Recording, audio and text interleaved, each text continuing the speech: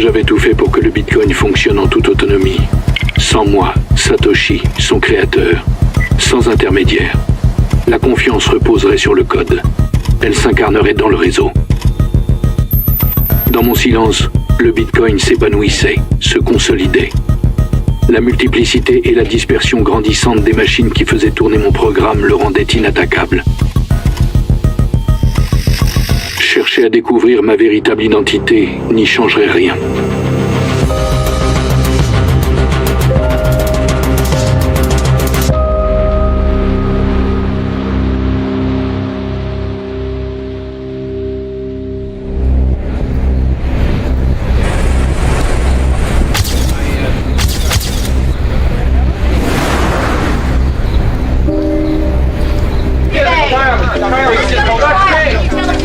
Yes, I was around in those times, but I was very annoyed with the Newsweek research.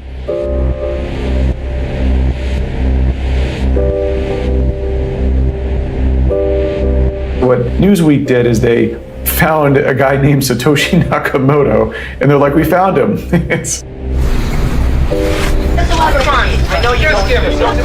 I'm not in Bitcoin, but you're dressed in Bitcoin. I don't know anything about it.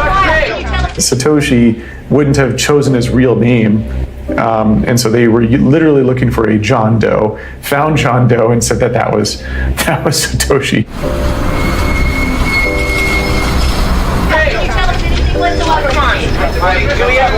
It's very poor journalism because they went to his home, they kind of harassed this guy, and so he was put under the spotlight, and he was just a very quiet dude. He didn't really want to be found.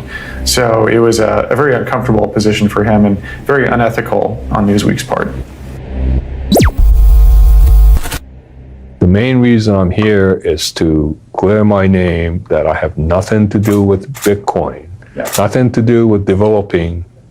I was just an engineer doing something else.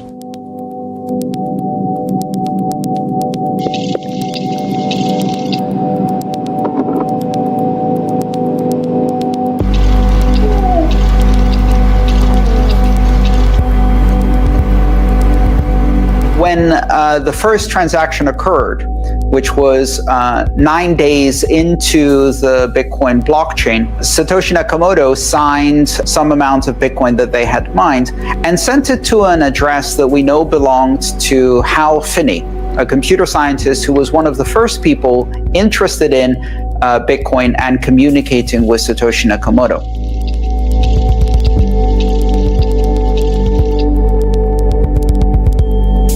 Hal had built reusable proof of work. He had kind of built some of the key components that enabled Bitcoin to be successful. Satoshi was asking for help in terms of people needed to help him get it all built and help mine it and kind of incept it. And so Hal and Satoshi worked together, and Satoshi sent him the first ever Bitcoin transaction. Un système libre, c'est un système autonome. Ça, Hal l'avait compris. Le Bitcoin ne constitue pas qu'une simple monnaie d'usage numérique, mais un moyen de s'organiser en toute indépendance.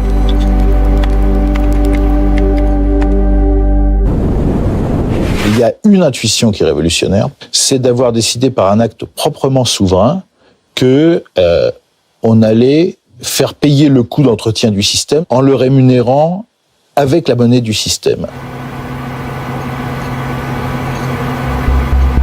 Bitcoin, c'est le nouvel or, de l'or numérique. Comme l'or, la quantité de Bitcoin est limitée. Comme l'or, plus il y a de chercheurs, plus il est difficile d'en trouver. What's mining? It's a big question, you know. It's an industry and it's a bit of a philosophy also, but most of all, it's like the cornerstone of Bitcoin technology. It's a currency system, right? So in the currency system, you either own currency or you're sending it. That's pretty much all you do with currency, right? And how you would usually build that into a computer system is that you have a database, and this database lists like who owns how much money. And when someone wants to send money, you just change the database. But if you want to do it in a decentralized way, like Bitcoin does it, all the participants in the Bitcoin ecosystem store a copy of the same database. And when someone wants to make a transaction, which is to change the database, then he has to coordinate with everyone else to make sure that everyone agrees that this is kind of okay thing to do.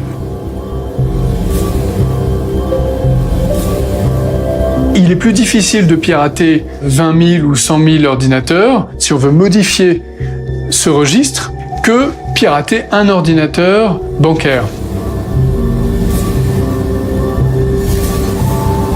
Si moi je décide de vous envoyer un bitcoin, je vais faire une transaction et cette transaction elle va être mise dans une sorte de groupe de transactions. Derrière, il y a des acteurs de la communauté qu'on appelle des mineurs qui vont piocher dans ce groupe de transactions en attente et qui vont constituer un bloc. Et ensuite, ces mineurs vont tous être en compétition les uns avec les autres pour valider ce bloc de transactions.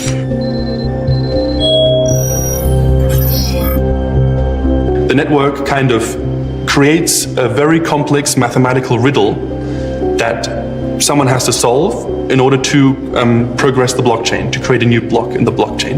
Et on n'a pas d'autre choix que de tester toutes les combinaisons possibles. À pile ou face, ça veut dire sortir à peu près 90 fois pile de suite. Alors vous pouvez essayer, vous n'y arriverez pas de votre vie.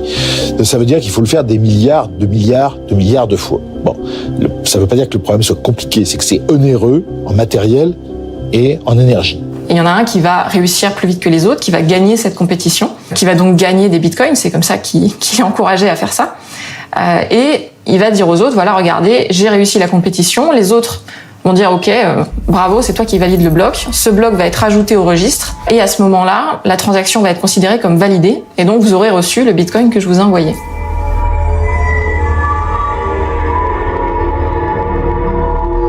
La blockchain Bitcoin, c'est la blockchain qui répertorie toutes les transactions faites dans Bitcoin.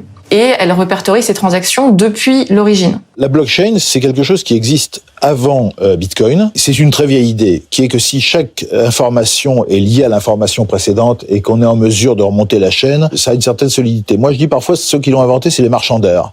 Puisque depuis le XVIe siècle, vous avez des tableaux, on sait qu'ils sont sortis de l'atelier de Rubens, qu'ils ont été achetés par monsieur machin, qu'il a revendu à l'évêque ceci, que c'est rentré dans tel musée. Qui fait que certains tableaux, on peut les tracer de façon assez certaine sur un siècle ou deux.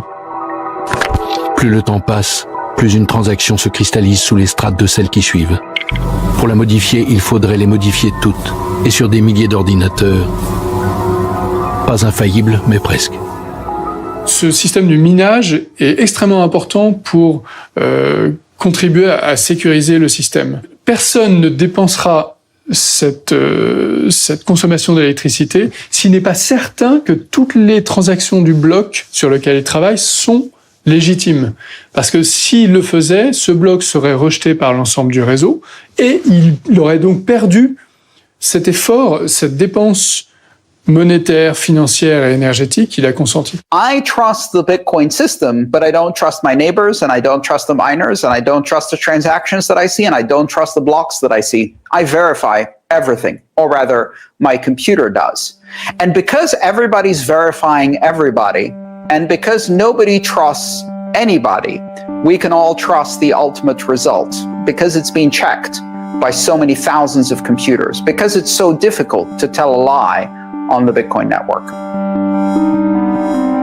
La valeur du Bitcoin est garantie par quelque chose de bien plus solide que les talons or. Le Bitcoin ne dépend de personne. Il repose sur tous ses participants. Pas de banque centrale, mais un registre partagé par tous, transparent, inattaquable. Un logiciel largement dispersé devient inarrêtable, imprenable. Une citadelle. Donc ça demande beaucoup de puissance de calcul. Ce qui fait que les mineurs aujourd'hui investissent dans des machines spécifiques, dans des cartes graphiques, dans des serveurs, etc.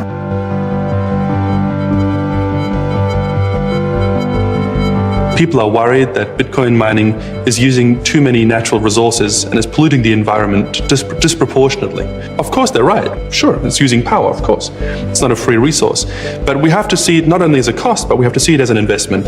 We're let's say, spending all this power and energy on Bitcoin. What are we getting? People are not yet en masse seeing let's say the kind of philosophy behind it, this cypherpunk kind of idea, you know? The idea of owning your data, the idea of being decentralized, being decoupled from the banks, to revolutionize our old systems and bring it back in the hands of the people. All these great ideas. People think that if you go like the cheap way and the easy way, then you'll use coal power.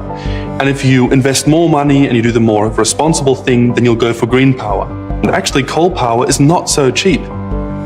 which isn't so surprising, right? You have to dig it out of the ground, you have to burn it. Meanwhile, with renewable energies like hydropower and wind, you make a big infrastructure investment for a hydro dam, yes, sure, but then the power is free for hundreds of years.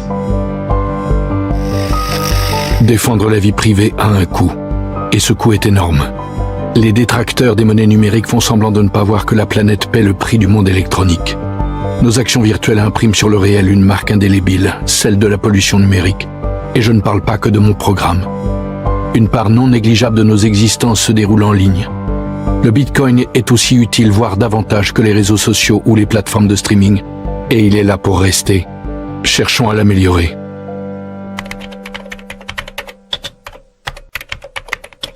I think Hal Finney actually would have anticipated what we're seeing now.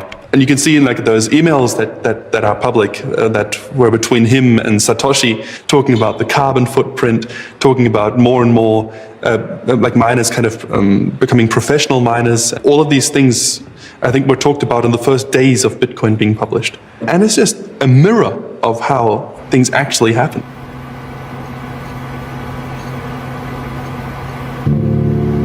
Hal had a degenerative motor neuron disease. He only had a few years left to live. And so after he found that out, he spent a lot of his time still working on Bitcoin, but eventually died. He's cryopreserved at Alcor, which means he's frozen. So yeah, Hal unfortunately died in our modern clinical term of death. But there's still a small chance he might come back later. He was a dear friend, and I think the world has lost a kind, humanitarian, talented software engineer and cryptographer. L'impact du monde numérique sur nos civilisations s'avérait colossal.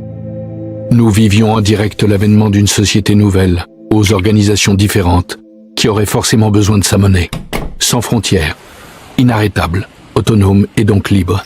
Le Bitcoin. Une mécanique de précision à toute épreuve. Ah, juste un détail. Comme l'or, le Bitcoin allait rendre les gens fous. So you're going to show me that Satoshi Nakamoto is you? Yes.